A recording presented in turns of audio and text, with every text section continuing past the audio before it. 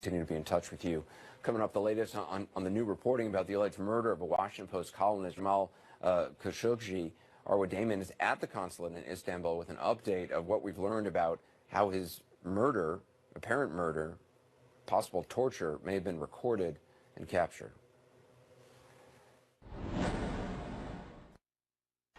As we reported at the top of the program, President Trump says he's going to call King Salman of Saudi Arabia, quote, pretty soon about the disappearance and alleged murder of a Washington Post columnist, Jamal Khashoggi.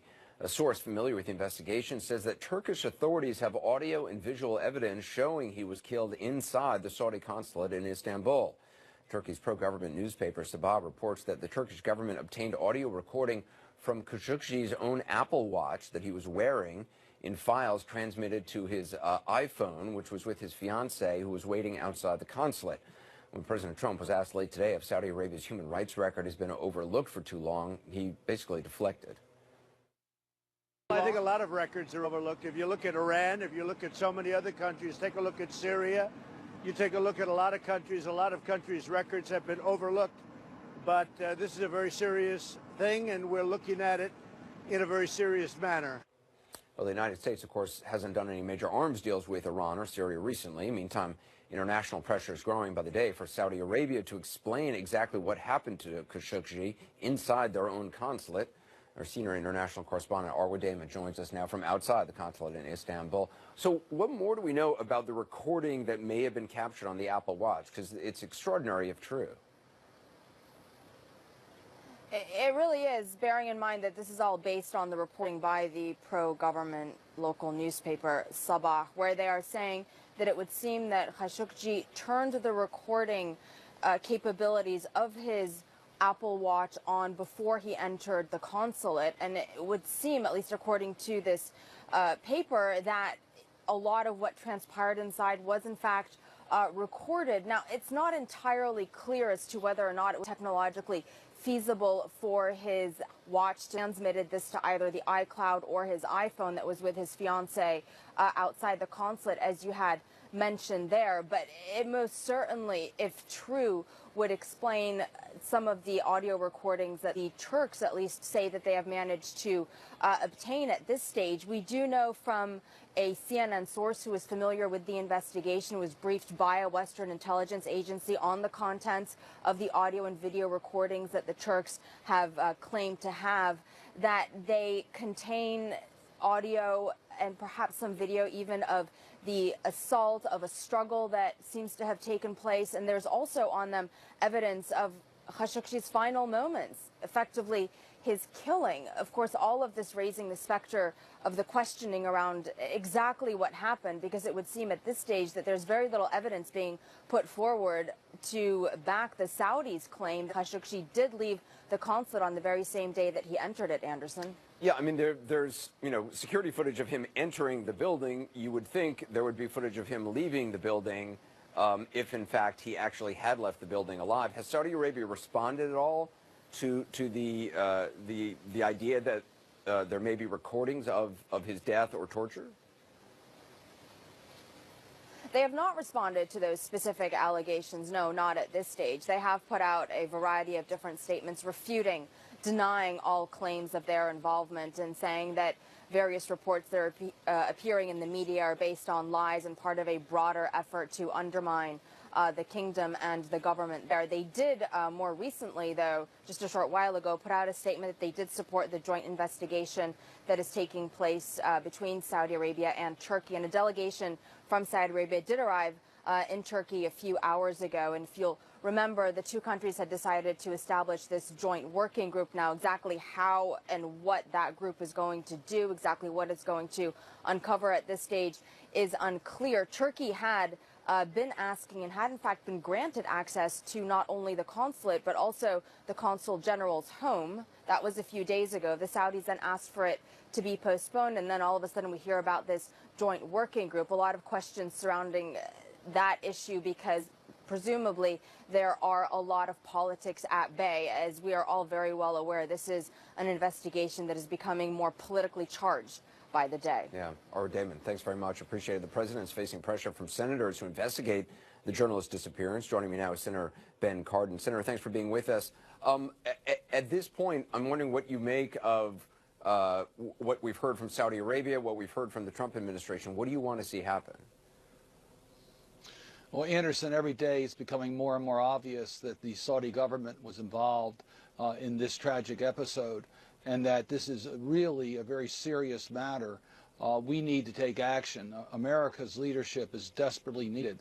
There's a provision in our Constitution in regards to the freedom of the press. It's a fundamental part of our democracy and of global democracies. And what the Saudis allegedly did here countervenes all international laws. So the United States must have strong leadership to demand complete accountability. Let's find out exactly what happened.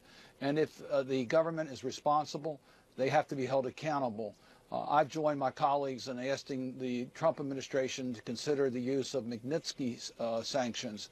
This is a legislation that I authored with the late Senator McCain to deal with a tragic episode in Russia dealing with Sergei Magnitsky, who died in circumstances similar to what we have here, but as a lawyer, not as a journalist. When a government violates basic human rights and does not hold itself accountable, then these sanctions would prevent those individuals from using our banking system or visiting our country with visas. It's an appropriate sanction. We need to do more, but we need to take a look at these sanctions. Well, one of the things we've heard from the White House yesterday, which is, that this journalist is not an American citizen. Should that matter at all? No, it doesn't matter whatsoever. He obviously was contributing to the Washington Post as a reporter. He had privileges as a resident, to be able to come to America. But it's the U.S. leadership in protecting journalists, and that the Saudis have a critical relationship with the United States, and we have to make it clear that that relationship will be changed if the Saudi government's responsible for these types of actions. Do you really feel that there is momentum within the Senate, within Congress, to actually enforce some sort of sanctions or some sort of penalty on Saudi Arabia? It's obviously a critical ally for the United States in the region, and one that the Trump administration has been working with. Oh, absolutely. I talked to Senator Graham yesterday, the Republican chair of the subcommittee on foreign ops. I talked to Senator Corker, the Republican chairman of the Foreign Relations Committee. I talked to several of my Democratic colleagues. We've all agreed that we cannot let this type of activity go unchallenged if, in fact, it is established that the Saudi government was behind this tragedy. In terms of any arms deals the U.S. has with Saudi Arabia, the president said yesterday that if the U.S. pulled out of the deal, Saudi Arabia would just end up spending that money in Russia or China or somewhere else. A, is he right about that? And B, should that be taken into account? There's no immediate arms deals between the United States and the Saudis that are currently being planned. So there is no specific arms deal at this particular moment. We do participate with the Saudis in regards to their Yemen campaign. I have suggested we may want to look at modifying our relationship in regards to that military relationship. We also are looking at entering into a peaceful nuclear agreement on nuclear energy. We may want to take a look at that. There's several aspects to our relationship that need to be evaluated in light of what may have happened here. Senator Ben Cardin, I appreciate your time. Thank you very much. Thank you, Anderson. Coming up, Khashoggi is a former Saudi royal insider who became a critic of the regime, and Crown Prince Mohammed bin Salman. We're going to have a closer look at the man known as MBS next. As we reported, the president says at some point he'll be calling King Salman of Saudi Arabia after the alleged killing of Washington Post columnist Jamal Khashoggi. The White House says there have been calls between Jared Kushner, John Bolton, and Mike Pompeo with the Crown Prince Mohammed bin Salman.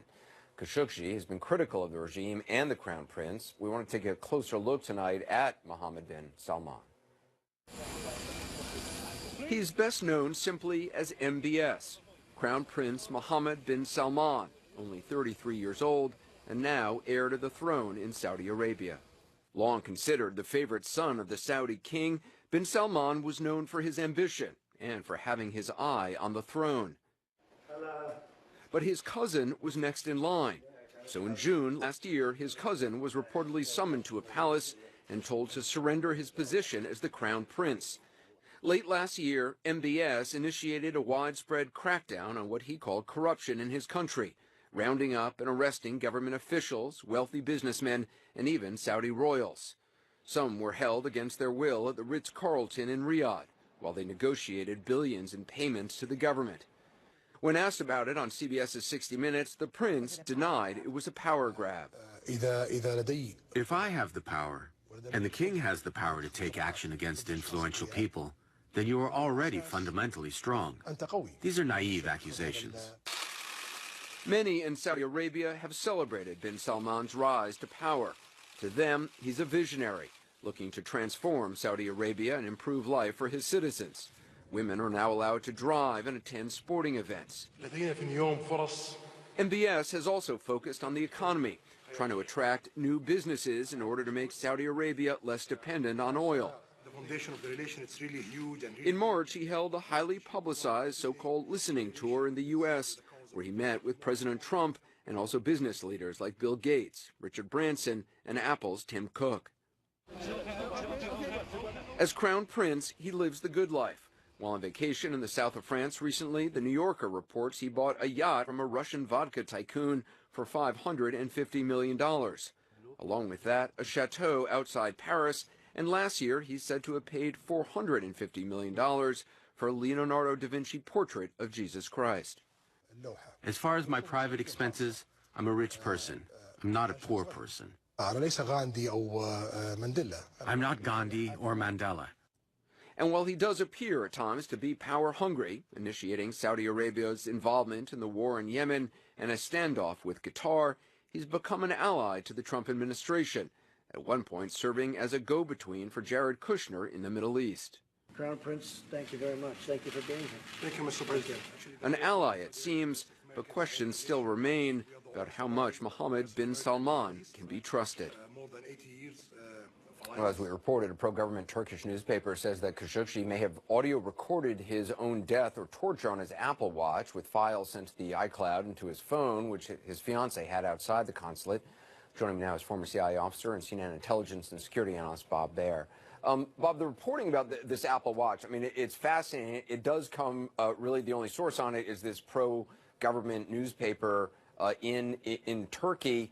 Does it make sense to you technologically that that's possible?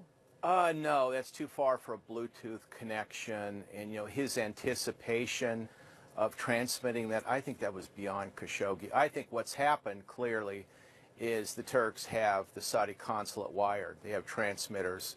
The Turks don't trust any diplomats, and they've been in most embassies and most consulates in Turkey, and they listen to what's going on. And if indeed there are tapes, proving that he was murdered, I think that's probably how they know, but the Turks are very reluctant to admit that. So I mean, again, it's reporting by the Turkish newspaper. You think that's a cover, essentially, for a spying operation that the Turks may have ongoing inside the consulate in Istanbul? I think almost definitely. Remember that Turkey and Saudi Arabia are sworn enemies in the Islamic world. The Turks don't trust the Saudis. They would have had a lot of surveillance on that consulate. The comings and goings as well as inside, and possibly video. The Turks are very advanced in this. Like I said, they just don't want to admit it, so they made this story about the Apple Watch. I don't exclude it, but I think it's unlikely. If the Turks have this information, why do you think they're engaging in a joint investigation with the Saudi delegation who just arrived in Istanbul today? Is that just sort of for politics? I think it's politics. I mean, look, the Turks hate Mohammed bin Salman for what he's doing in Yemen, for what he's done to the Muslim Brotherhood. I frankly think they would like to pry him out of that job and get rid of him. They won't admit that.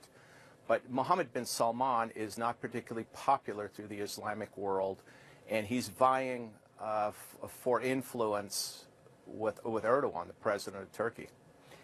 It is fascinating. I mean, Mohammed bin Salman, he was on 60 Minutes. He came to the United States. He met with business leaders here. He's certainly trying to project a new image for Saudi Arabia, kind of sell a new story for Saudi Arabia. If, in fact, the Saudis did what the allegations are, that they murdered this man in their own consulate in Istanbul, it certainly kind of puts a lie to this image that Saudi Arabia has been trying to project of late. Oh, I think so. Well, remember that Mohammed bin Salman detain the Lebanese Prime Minister, Hariri, which is just unheard of. And the Saudis, an insult to Lebanon.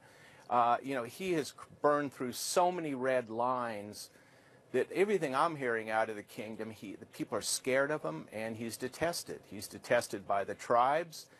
He's an autocrat, and they don't know where he's going to go next. So this idea that he's a great reformer, you know, it's Washington, you know, publicity people that are putting that out more than anything. But I think inside the kingdom, there's a lot of trepidation about what he's up to. He certainly cultivated an enormous amount of power in Saudi Arabia. I mean, you know, that some of the richest people and members of the royal family, you know, were arrested, you know, placed in detention in the Ritz-Carlton Hotel. Who knows what went on, and, you know, billions of dollars were taken from them, and whether they had those, you know, whether those were ill-gotten gains initially or not. He's the dictator. He controls oil, the military, the National Guard, the economy, everything. He's taken it all. His father has dementia, is not in control. He is the dictator of Saudi Arabia. Bob Baer, I appreciate you being with us. Thanks very much. Obviously, a lot more to follow on this story. I want to check in with Chris, see what he's working on for Cuomo Primetime. Chris? Yeah, there's reporting that Khashoggi was so worried when he went in there that he may have been recording some of the goings-on there, and that may be one point of access for Turkish authorities. So there's a lot of unknown. There's a lot of political intrigue going on with this, Anderson. It just seems so different from how we've seen the United States government to deal with animosities before. So we're going to go through that, go through the latest on the storm. We're also going to have a big debate on this ongoing point of voter suppression. It's going to be important to look at. All right, 7 minutes from now. Chris, thanks very much. I'll see you soon. Up next, in a rare interview, First Lady Melania Trump talks about her marriage and gives her take on her husband's alleged infidelity, plus why she says she's, quote, the most bullied person in the world. O'Rourke, live Thursday night at 7 Eastern on CNN. First Lady Melania Trump is speaking out in a rare interview taped during her recent trip overseas. She talked about her marriage, the Trump presidency, and why she thinks she's, quote, the most bullied person in the world. Details from our Randy Kay. I'm a mother and a first lady, and I have much more important things to think about and to do. Melania Trump on her first solo foreign trip, making headlines.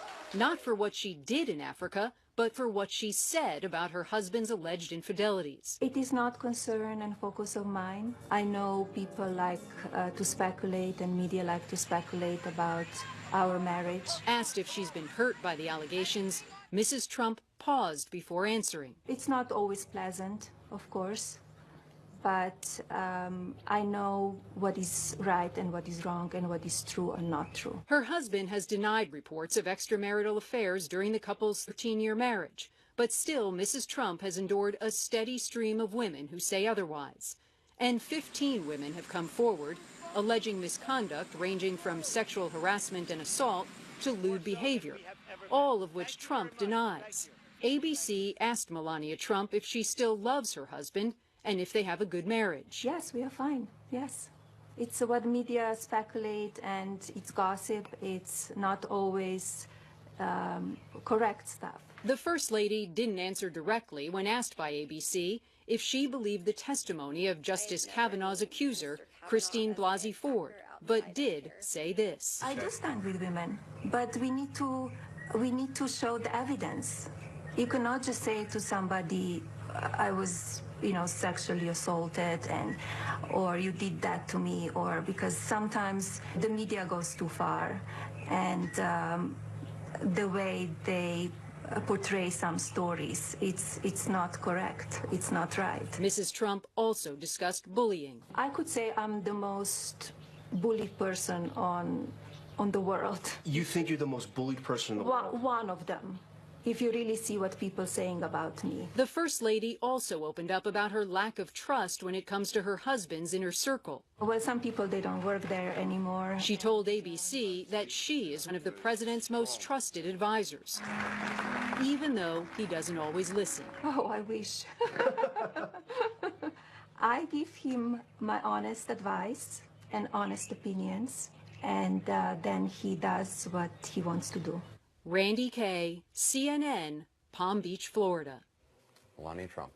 The news continues. I want to hand it over to Chris Cuomo. Cuomo Primetime starts now. Chris? Thank you, my friend. I am Chris Cuomo, and welcome to Primetime.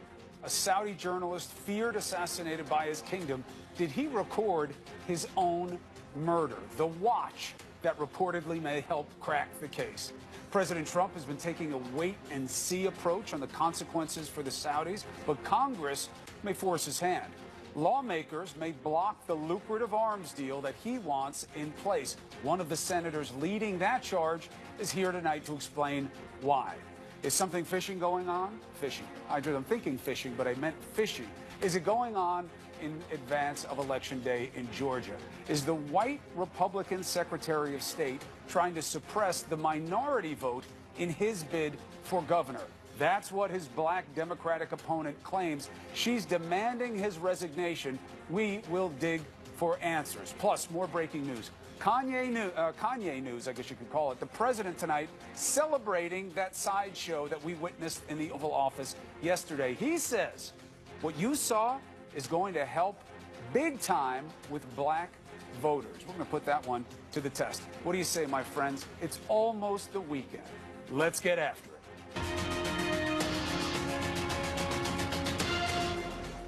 With every hour, it appears more and more likely that a Washington Post columnist was murdered on orders from the top of the Saudi government. I've been going slow on this, and we all should, because who wants it to be true? But as the facts come out, it keeps leading us in the direction of that dark conclusion. Now, a Turkish newspaper says Jamal Khashoggi may have recorded his own death via his Apple Watch, and that the audio files may have gone up into Apple's iCloud or an iPhone outside, where the killers couldn't delete the evidence. President Trump still hasn't talked with the Saudi king, although he said that he had talked to the highest level officials. While Trump waits, senators from both parties take aim at one of his signature foreign policy victories, a $110 billion Saudi arms deal. Now, Connecticut Democrat Senator Chris Murphy is one of those looking to block the deal. Senator, welcome to Primetime. Thanks for having me. All right, so why are you in favor of this kind of move based on the opinion that the information that we know at this point? Well, let's think about what this arms sale is being used for. This arms sale is going to equip the Saudi bombing campaign inside Yemen, a country that's having a civil war. The United States is helping the Saudis bomb Houthi-controlled areas. What we have suspected is that the Saudis have been intentionally bombing civilians. There is mounting evidence that they are hitting hospitals and school buses intentionally to try to create a humanitarian disaster. Now, the Trump administration took the Saudis at their word that they were just hitting these targets by accident.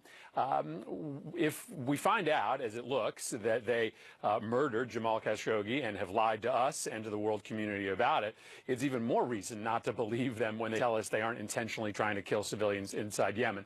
And so I would argue that there is a direct correlation between the message we would send by withholding money for this arms sale and the message that we need to send to the entire world that you can't get away with this kind of behavior. All right, so without arguing the righteousness of the premise, right, because obviously if they did this to Khashoggi, it's something that the world should do more than simply frown at. It shouldn't even just be the United States. Yes, he was living here, but you should see the whole international community up in arms about this, if true. But to use Yemen, while that is a relevant issue, first of all, it's not a Trump-created issue, right? That was going on before his administration, and that was a pact that some call a deal with the devil that the United States government had made. You know, many people don't see Saudi Arabia as a friend of peace internationally. Some refer to them as the head of the snake of terrorism, and yet the Obama administration also had a very similar degree of deference to this. Now, personally, it's different with Trump. But shouldn't you be a little slow in terms of what you do on that level based on what you know about Khashoggi? Well, I mean, let me show my cards. I have long opposed the sale of these weapons to the Saudis, and I actually opposed it during the Obama administration. It is important to note that Trump has taken our support for Saudi Arabia to a new level. The sale that is being noticed is a sale of precision-guided missiles. That was a kind of weaponry that President Obama was unwilling to sell the Saudis because he believed they might use them to commit human rights violations inside Yemen. Listen, I think the Saudis I think it's likely that the Saudis did it this way on purpose, that they wanted to kill this journalist and that they wanted to do it in a way that sent a message that they could act with impunity, because there frankly were a whole nother set of ways they could have murdered this guy without doing it inside their consulate, without having so much evidence of the wrongdoing. And so this kind of brazen action, daring the United States and the international community to do something about it, I think begs for a response. And if they get away with this, then, you know, the increase in attacks against journalists all across the country that we've seen in 2018, they start to get worse. Do you trust Turkey? Well, I think you got to understand the geopolitical realities here, that the Turks have, you know, long been at the throats of the Saudis. I have not seen any of the evidence that are in these Turkish media reports. I have seen classified information. None of it suggests to me that Jamal Khashoggi is alive. But I do think it's important for us to, you know, take a look at the evidence that the Turks have presented. What I do know, though, Chris, is that I've been to a million, you know, diplomatic consulates and embassies abroad, and they all have videotapes. They all hold them for long periods of time. If Khashoggi left that embassy, the Saudis would be able to show it. Understood, but, you know, you have to be careful. I mean, and you're known for being careful. The idea of what the Turks stand to gain in this has to be factored in at this point. I mean, let's just be clear-eyed about who we're dealing with here. They just now released this Christian pastor, Brunson, who they've been holding, you know, ostensibly under wrongful auspices.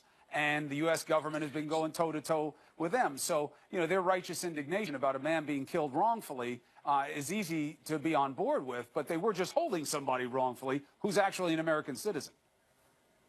Yeah, no clean hands in this region. But again, you've got to look at the context of this. And I mentioned some of the context related to Yemen, but you also have to look at the context of Mohammed bin Salman's other actions inside the kingdom. While he has been portraying himself as a reformer, he has been engaged in a pretty brutal crackdown on political dissidents. He says he's willing to let women drive, and yet he just locked up probably the preeminent Saudi advocate for women's rights. And as you know, there is already open source reporting that they were conducting a campaign to try to take Jamal Khashoggi into custody. So we have plenty of context around his actions that suggest that this would not be completely out of character for him. You worried about Trump's connections, his son-in-law's connections with MBS, and whether or not that is playing any factor in the calculation of urgency?